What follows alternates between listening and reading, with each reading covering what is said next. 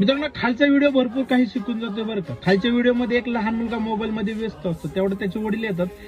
त्याचे वडील त्या मुलाच्या आईला घेऊन त्याच्या शेजारी बसतात. आतमध्ये जाऊन 2 पुस्तके घेऊन येतात आणि त्या मुलासमोर ते पुस्तक वाचायला सुरुवात करतात. मुलालाही वाटतं की आपले आई वडील पुस्तक वाचतात, मग आपण सुद्धा पुस्तक वाचायला पाहिजे.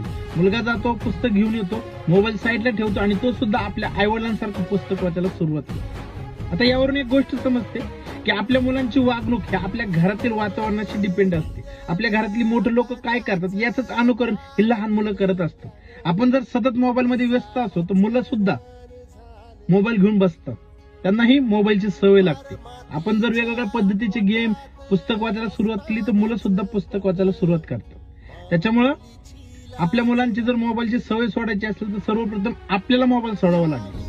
ठीक आहे, तुम्ही कामानिमित्त मोबाईल घेत असाल तर चांगली गोष्ट आहे, पण कामाव्यतिरिक्त जर सतत तुमच्या हातात मोबाईल असेल